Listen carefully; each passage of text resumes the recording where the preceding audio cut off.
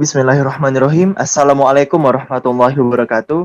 Perkenalkan, kami dari kelompok 2, kelas pengendalian proses, akan mempresentasikan tentang inferential control. Sebelumnya, izinkanlah kami untuk memperkenalkan diri kami terlebih dahulu.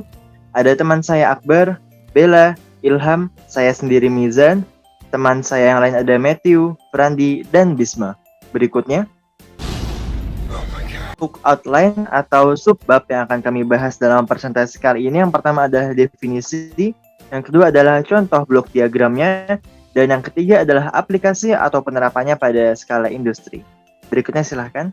Baik, terima kasih. Di sini saya akan menjelaskan definisi dari inferential control. Selanjutnya,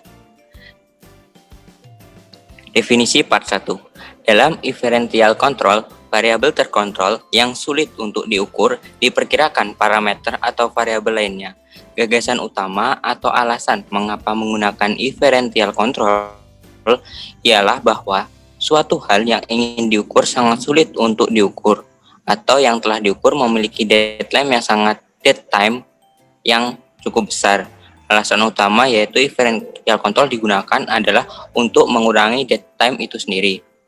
Sistem inferential control memiliki banyak kinerja yang sangat baik seperti penahan gangguan dan pelacakan checkpoint, namun pada aplikasinya dibatasi ketika ada gangguan beban yang cukup besar, akurasi kontrol yang stabil, dan kecepatan respon yang sangat diperlukan dalam sistem.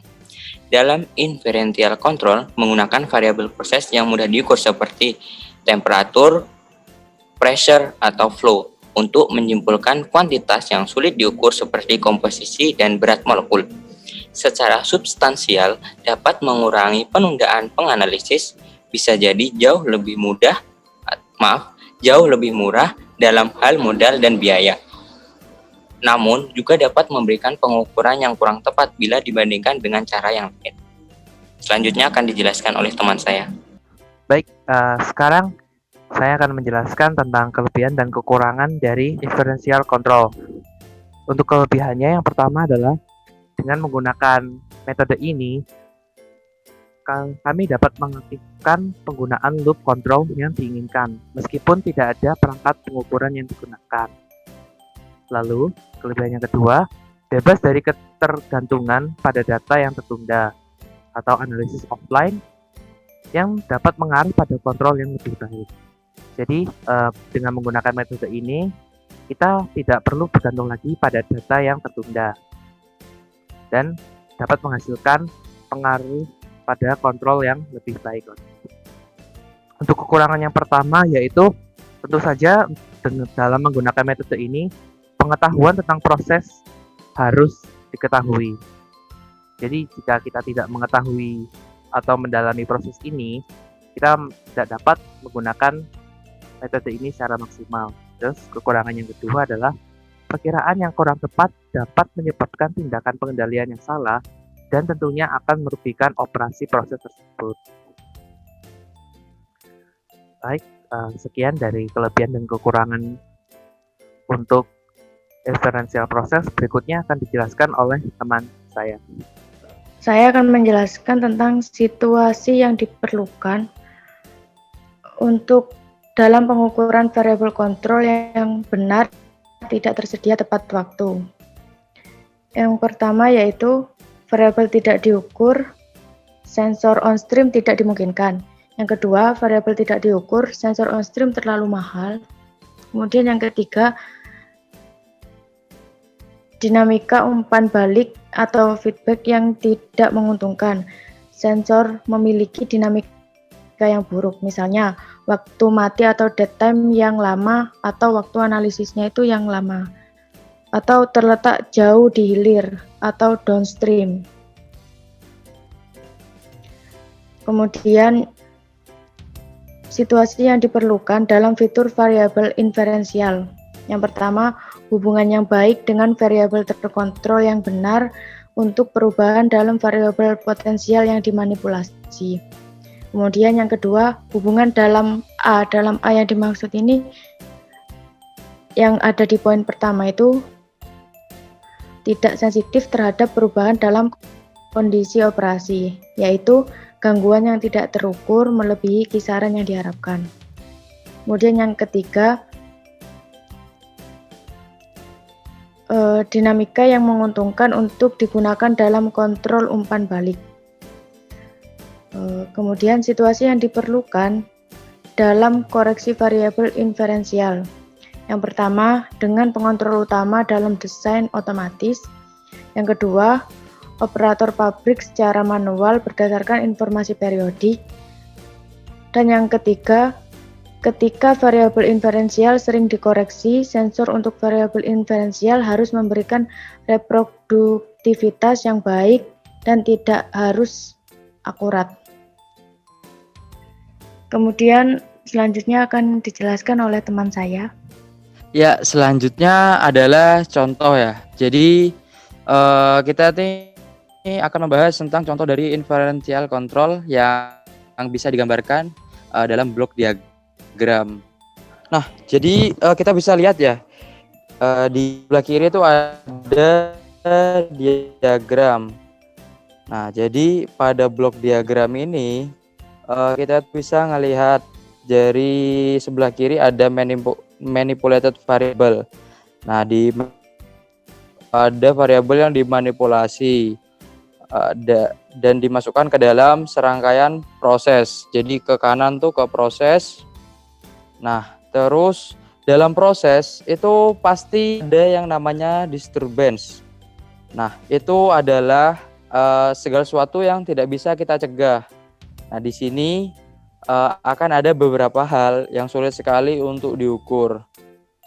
Akan ada output dari proses, ya, akan ada output yang dari proses yang sulit diukur.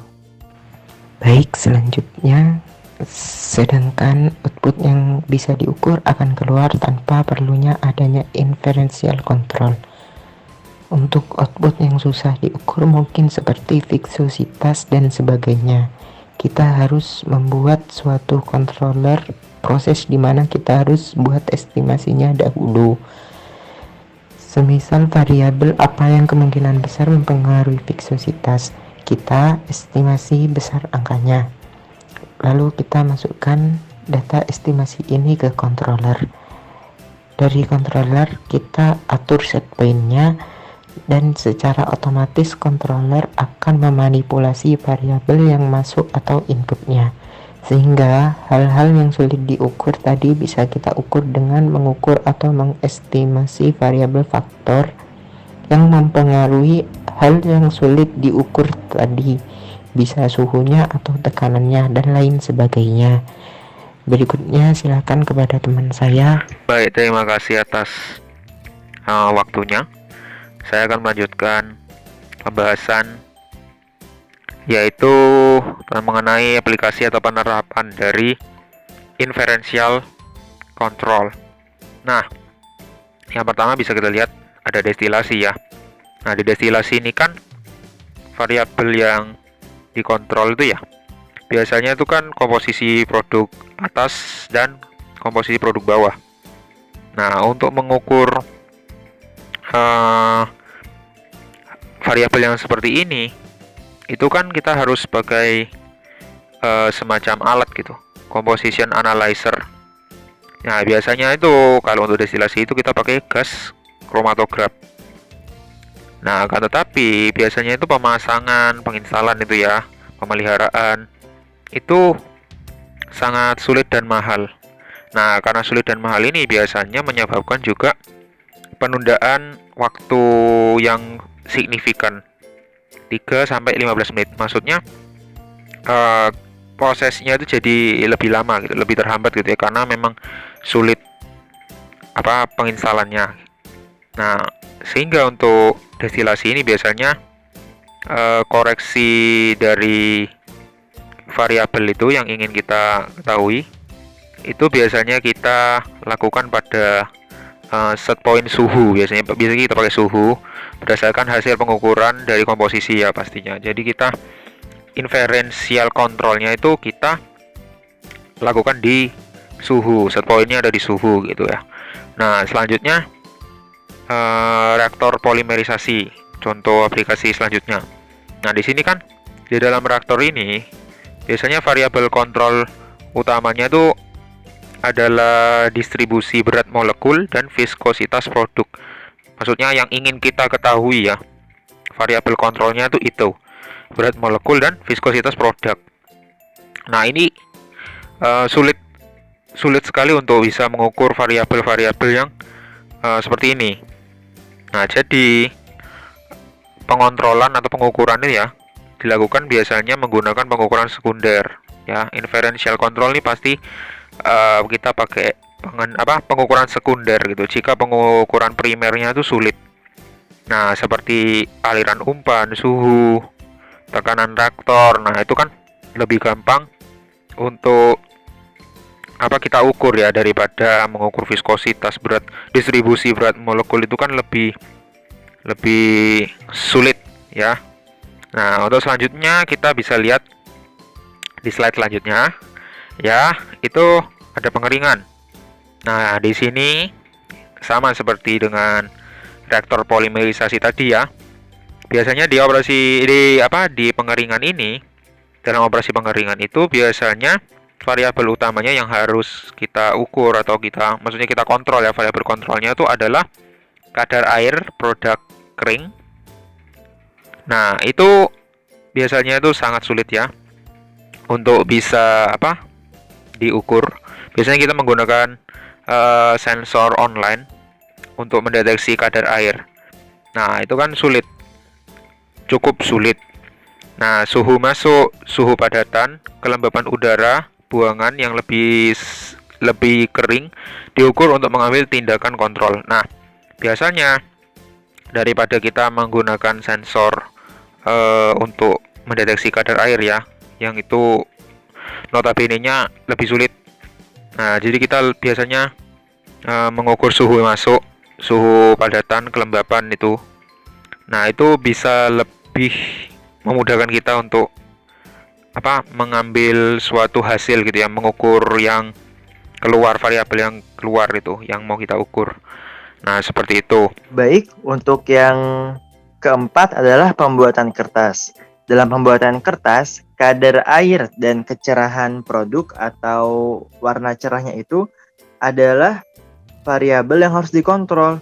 Namun sayangnya variabel primer ini tidak dapat diukur secara langsung, sehingga untuk menentukan kadar air dan kecerahan, maka kita harus menggunakan pengukuran sekunder, yaitu seperti suhu dan reflektasi yang dilakukan untuk mencapai tindakan kontrol. Jadi untuk menentukan kadar air dan kecerahan yang ingin kita tentukan, maka kita dapat mengaturnya melalui suhu dan reflektansinya. Oke, next. Nah, yang kelima adalah pemecahan nafta, yang mana nafta itu sendiri adalah produk minyak bumi yang dihasilkan dari penyulingan minyak mentah. Pemecahannya bertujuan untuk membentuk produk dengan nilai oktan yang lebih tinggi. Reaksi ini dilakukan di reaktor katalitik besar. Namun, sayangnya angka oktan harus dikontrol. Namun, karena angka oktan itu tidak dapat kita nilai secara langsung, maka kita dapat menilainya dengan suhu dan tekanan. Sehingga suhu dan tekanan reaktor itu kita ukur untuk menyimpulkan bilangan oktan yang tidak dapat kita ukur secara langsung. I love watching them. Baik, terima kasih yang sudah menyimak presentasi dari kami. Lebih dan kurangnya mohon dimaafkan. Saya mewakili dari kelompok 2, izin undur diri. Wassalamualaikum warahmatullahi wabarakatuh.